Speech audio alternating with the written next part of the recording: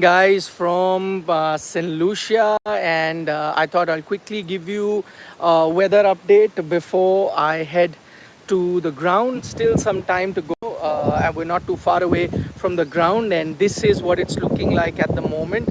Cloudy skies, all right. If you look all around, you will see a lot of clouds, but it has stopped raining now, and the sun also keeps coming out, as you can see on my face now. There is sun too, so sun's also there. It's not all doom and gloom. So that's some bit of good news. Uh, you had rain here last night, a lot of rain, but the good news is that that rain has now abated, as you can see now on my face. Nice and bright sunlight that's coming in, so that's good news. And I was just checking the weather update, and it's expected to be completely clear going forward. So unlikely that you are going to get any rain during the India Australia match. Earlier rain was predicted, but now the weather forecast has cleared. So all the rain that had to come came last night, and all the rain that had to come came slightly early morning as well. Right now, as I said, cloudy, but these clouds are going away. So I can see the clouds going away from the island, and sun really coming in. So that's the latest update.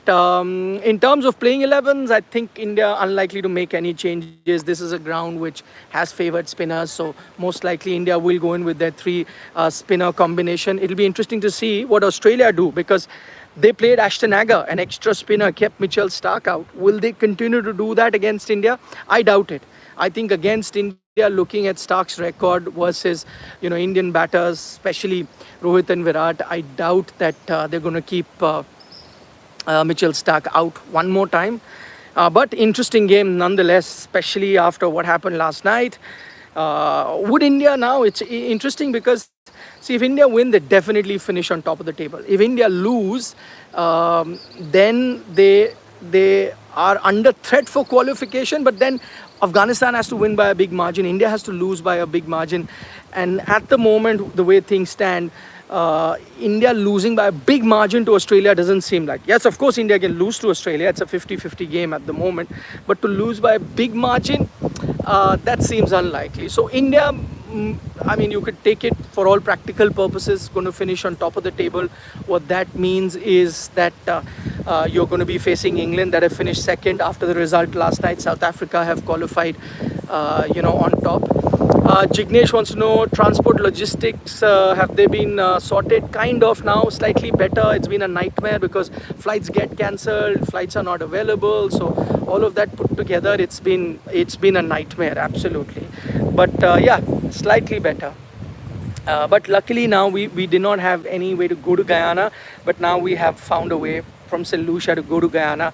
So that's been sorted. So what that does is allows you to keep bringing you all the latest updates. That's what we'll do. Pratik, thank you for your comments. Ayush says whoever bats first will be difficult for them because of moisture. Yes, but also remember, see, the Indian team has batted first and done rather well. In a day game, if there is any part of a game where batting becomes slightly difficult, it's the second inning, because if the sun keeps baking down, slightly gets slower. But I think today, because of the rain, you're right, maybe initial moisture, and after that even second innings will be a good time to bat on. It's not as hot as we've seen earlier, where second innings sometimes becomes sluggish. You saw Afghanistan, Bangladesh struggle against Indian bowling as well as conditions. But today I think with the cool weather around, breeze blowing, a lot of rain, I don't think second innings is a bad idea. So you're right, actually India both times wanted to bat first. Once they won the toss, batted first. Once they lost the toss but got a chance to bat first. I think today could be a day where India wouldn't mind chasing either, or any team wouldn't mind chasing either. It'll be interesting. Otherwise, day games you prefer to bat first. So that's the latest. Yeah, thank you for your comments. Yeah, did we finally reach? Yes, we did. We did. We're going to be heading to the ground, not too far away. Hopefully we'll reach in time.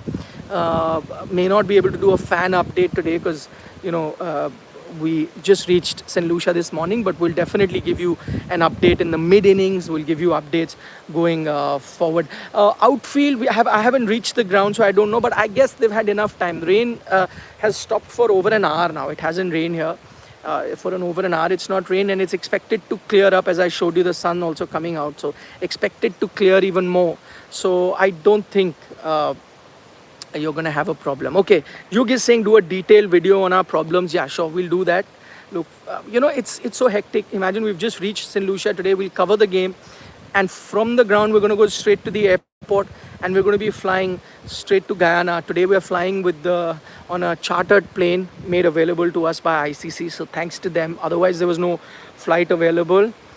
So thanks to ICC for making that available, and we'll be traveling with the on the Indian charter. So the Indian team has two aircrafts that are going to be taking them right after the game. So luckily they've given us a seat there and in one of those aircrafts. So yeah, we're heading to Guyana. That's great news. We're heading to Guyana. I thought we've come all the way, covered all the games, but what if we don't get to cover the semi-final?